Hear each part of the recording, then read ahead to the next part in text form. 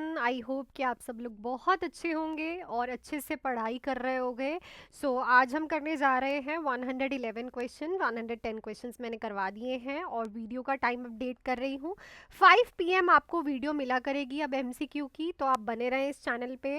And बच्चे, DHS Punjab के लिए आप मेरे से रेगुलर पूछ रहे हो मैम कब पेपर आएगा। देखो, DHS Punjab, GMCH and BFUHS के लिए अगर किसी को भी बैच ज्वाइन करना है तो full theory plus MCQs, test series, सब कुछ इंक्लूडेड बैच आप इस नंबर पे कॉल या फिर मैसेज करके कर सकते हो। देखो, DHS पंजाब का पेपर बच्चे, एप्लीकेशन फॉर्म्स जो हैं, हम जो एस्टिमेट लगा के चल रहे हैं, ऑब्वियसली अप्रैल लगा के चल रहे हैं। अप्रैल में किसी भी टाइम आपको एप्लीकेशन फॉर्म्स दिख जाएंगे। और अगर आप इस उम्मीद में हो कि एप्लीकेशन फॉर्म के बाद मैं पढ़ना स्टार्ट करूंगी या फिर करूंगा, तो प्लीज़ अपना टाइम वेस्ट मत करो, क्योंकि उसके बाद आपके पास सिर्फ 2 महीने बचेंगे और 2 महीने में फुल सिलेबस कवर करना विद MCQs प्रैक्टिस करना, टेस्ट सीरीज बहुत बर्डन बन जाता है। स्पेशली अगर आप एक मैरिड हो, अगर आप काम भी कर रहे हो, जॉब भी कर रहे हो, सो इट्स वेरी डिफिकल्ट। तो एक प्रॉपर टाइम चाहिए आपको, ठीक है। तो बैचेस के लिए आप लोग 3 मंथ्स का बैच ज्वाइन कर सकते हो। फीस रहेगी 2199, 4 मंथ्स की फीस रहेगी 2499, 6 मंथ्स की है 3199। सबसे अच्छी बात है कि क्लासेस जो है लाइव भी है प्लस रिकॉर्डिंग भी आपको मिलेगी। तो रिकॉर्डिंग्स का ये आपको ईजी रहेगा कि आप कभी भी एक्सेस कर सकते हो। बेसिक से थ्योरी होगी, प्रॉपर MCQs होंगे और टेस्ट होंगे। तो नंबर आपके पास है, आप मेरे से बात करके ज्वाइन कर सकते हो। चलो अब मैं चलती हूँ क्वेश्चन पे। पहला ही क्वेश्चन है, a patient with the burn injury is an emergent phase, which intervention is highest priority. तो बर्न इंजरी वाला पेशेंट है, एमरजेंसी वाले फेस में है, मतलब कि एमरजेंट फेस में है, starting phase of the burn injury है। इसमें से क्या हाईएस्ट प्रायोरिटी में इंटरवेंशन रहेगी? Administrating IV fluid, prevent infection, provide adequate pain management, recovering the burn from sterile dressing. सबसे पहले जब भी याद रखो इमरजेंट फेस की बात हो तो हमें IV फ्लूइड रिसस्टिकेशन करना है। क्या करना है? फ्लूइड रिसस्टिकेशन करना है, ठीक है ना। यहाँ पे राइट ऑप्शन रहेगा IV फ्लूइड, क्योंकि एमरजेंट फेस में पेशेंट को शॉक होने की सबसे ज़्यादा कॉम्प्लिकेशन होती है, क्योंकि फ्लूइड लॉस बहुत ज़्यादा हो जाता है, जिससे पेशेंट हाइपोवॉल्यूमिक शॉक में जा सकता है। तो सबसे पहले फ्लूइड को रिसस्टिकेट करो। नेक्स्ट है, a nurse is teaching a patient with a new ileostomy about diet modification, which statement indicate need for further teaching. तो इलियोस्टमी डाली है, अभी हुई है पेशेंट के इलियम पे, स्टोमा बना के आपने एक ऑस्टमी बैग लगाया है, ठीक है, अभी अभी। तो उसको डाइट मॉडिफिकेशन के बारे में टीच कर रहे हो। इसमें से कौन सी स्टेटमेंट बताएगी कि पेशेंट को अभी फर्दर टीचिंग की नीड है? I will avoid gas producing food like beans and cabbage. I should drink plenty of fluid to prevent dehydration. I will eat high fiber food to regulate my bowel movement. I need to monitor for sign of dehydration and such as dizziness. तो देखो, जब new इलॉस्टमी होती है ना, तो हम patient को fibre नहीं देते। काफ़ी बच्चों को नहीं पता होगा। फाइबर हमें कम देना होता है। ऐसा क्यों? क्योंकि जो फाइबर होता है ना बच्चे, वो क्या करेगा, वहाँ पे ब्लॉकेज क्रिएट कर सकता है, ऑब्स्ट्रक्शन क्रिएट कर सकता है न्यू इलॉस्टमी पे। अगर पेशेंट बोलता है कि I will eat high fibre food to regulate my bowel movement, तो ये गलत बोल रहा है। स्टार्टिंग में उसको फाइबर नहीं ऐड करना, क्योंकि न्यू इलॉस्टमी है। जैसे जैसे टाइम चलता रहेगा, जैसे जैसे स्टोमा पुराना होता रहेगा, इलॉस्टमी पुरानी होती रहेगी, वो फाइबर थोड़ा थोड़ा करके ऐड कर सकता है। नेक्स्ट देखो, a nurse is assessing a patient with hypoglycemia. Which clinical sign is most characteristics of this condition? तो कैल्शियम का लेवल ब्लड में कम है, तो इनमें से कौन से साइन इस कंडीशन के करेक्टर हैं?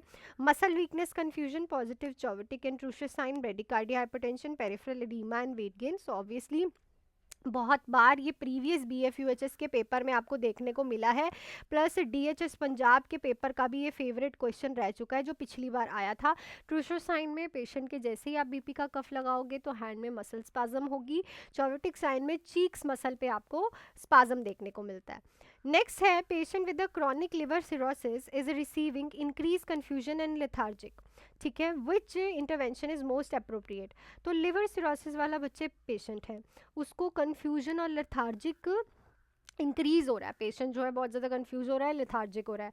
मोस्ट अप्रोप्रिएट इंटरवेंशन क्या करोगे? पहले ऑप्शंस पढ़ते हैं फिर समझाती हूँ। Administer lactulose as prescribe, encouraging high protein diet, restricting sodium to prevent acidity, monitor for sign of hypoglycaemia. ध्यान से सुनना, लिवर सिरोसिस वाले पेशेंट में लिवर डैमेज है, ठीक है, सो लिवर डैमेज होता है, इसीलिए लिवर जो है अमोनिया को यूरिया में कन्वर्ट नहीं कर पाता, ठीक है, कन्वर्ट नहीं कर पाता। तो अमोनिया का लेवल बॉडी में क्या हो जाता है, इंक्रीज हो जाता है, और जब वो बॉडी में इंक्रीज होता है तो वो ब्रेन में पहुंच जाता है थ्रू द ब्लड ब्रेन, और ब्रेन में पहुंच जाता है, ठीक है। ब्रेन में पहुंचने के बाद वो ब्रेन के सेल्स को क्या करने लग जाता है भाई, डैमेज करने लग जाता है, जिससे पेशेंट को मेंटल डिस्टर्बेंस और कह सकते हैं मेंटल अलर्टनेस उसकी डिस्टर्ब होती है। तो यहाँ पे अब हमें डायरेक्टली पता चल रहा है कि अमोनिया इंक्रीज है, दैट्स वाई पेशेंट को मेंटल साइन एंड सिम्टम्स आ रहे हैं। तो हम यहाँ पे अमोनिया कम करने के लिए इंपॉर्टेंटली लेक्टोलूज पेशेंट को एडमिनिस्टर करोगे। तो यहाँ पे देखो आपको कुछ भी इन्होंने नहीं मेंशन किया था, ठीक है ना, अमोनिया मेंशन किया था। अब ये आपको खुद ही इंटरलिक करना है, ये तभी इंटरलिक हो सकता है जब तक आपको डिसीज कंडीशन अच्छे से नहीं पता, ठीक है। सो चलो नेक्स्ट पे चलते हैं। A nurse is caring for patient with a newly diagnosed myocardial infection, what laboratory test is most specific for myocardial injury. So अगर न्यूली डायग्नोज्ड पेशेंट है, उसे मायोकार्डियल इन्फेक्शन है, इसमें से कौन सा लेबोरेटरी टेस्ट मोस्ट स्पेसिफिक रहेगा? C reactive protein CRP, troponin I, troponin T, creatinine kinase, myoglobulin. So it's a troponin I and troponin T, मैंने आपको नोट्स में भी लिखवाया है। ये सबसे ज़्यादा स्पेसिफिक होते हैं फॉर एमआई। ऐसा क्यों? क्योंकि एमआई होने के अगले दिन तक ये एलिवेटेड ही रहते हैं, क्लियर। सो याद रखो। और ये एंजाइम्स होते हैं जो कि आपकी कार्डियक मसल्स के से ही रिलीज होते हैं। अगर कार्डियक मसल्स में प्रॉब्लम आती है तो ये एंजाइम्स एलिवेट रहते हैं। नेक्स्ट है, पेशेंट रिसीव कर रहा है vancomycin IV for methicillin resistant streptococcal aureus which assessment require immediate intervention। मरास के बारे में आपने बहुत बार पढ़ा होगा। तो इस पेशेंट को वेंकोमाइसिन चल रही है, कौन सी असेसमेंट रिक्वायर करती है immediate action? Complaint of nausea and mild flushing, red rash on the upper body with itching, creatinine level of I 1.2 mg per dl, blood pressure 130/80। ये भी ठीक है, ये भी ठीक है, और माइल्ड नोजिया और फ्लशिंग है, दैट्स ओके, ठीक है, क्योंकि एंटीबायोटिक्स चलते हैं। तो पेशेंट को एंटीबायोटिक्स गर्म होने की वजह से ना, that is a simple logic, थोड़ा सा बॉडी में हीट फील होने की वजह से नोजिया फील होता है।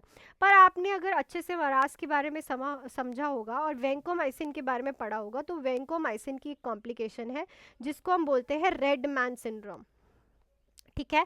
What is red man syndrome? Patient की अपर बॉडी पे रेड कलर के पैचेस बनने लग जाते हैं, रैशेस होने लग जाते हैं।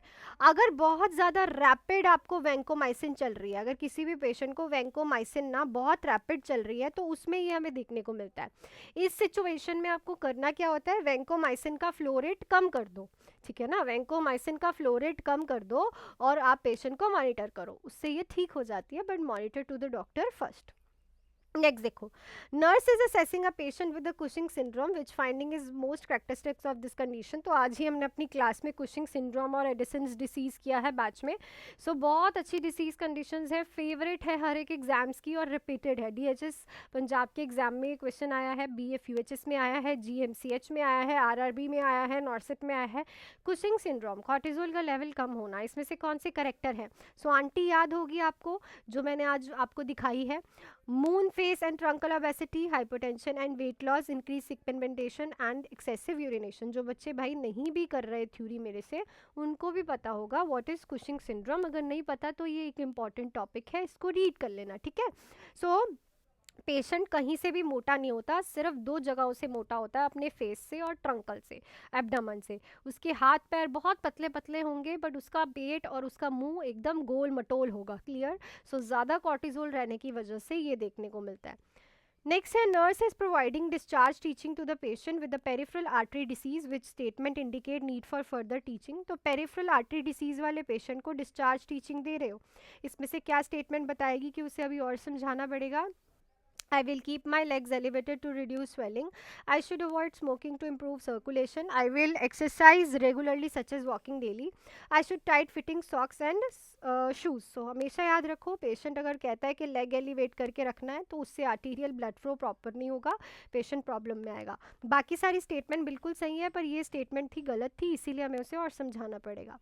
नेक्स्ट है, patient with diabetic mellitus is experience diaphoresis, confusion and tremor, what is the nurse priority action? DM वाले पेशेंट को भाई डायफरोसिस है, कंफ्यूजन एंड ट्रेमर्स है, प्रायोरिटी एक्शन क्या करोगे? हाइपोग्लाइसीमिया के साइन है, Administer IV insulin, give patient 15 gram of glucose or juice, check the urine for ketones, encourage the patient to rest. तो obviously अगर पेशेंट को हाइपोग्लाइसीमिया के साइंस आ रहे हैं तो उसे थोड़ा सा ग्लूकोज दे दो, उससे ग्लूकोज लेवल इंक्रीज हो जाएगा.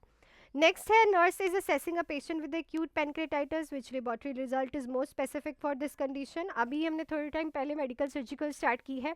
जीआई में मैंने आपको पेनक्रेटाइटिस बताया था, पहले भी बच्चा यूट्यूब पे भी बता रखा है. सो कौन सा लेबोरेटरी रिजल्ट इसका सबसे स्पेसिफिक होता है? Elevated serum amylase lipase, increase white blood cells, decrease haemoglobin, elevated bilirubin level. So लिख दो भाई कमेंट सेक्शन में. आई नो सबको ही आता है, आई नो सबको आता है ये क्वेश्चन. आई नो दैट मेरे बच्चे बहुत होशियार है पढ़ने में.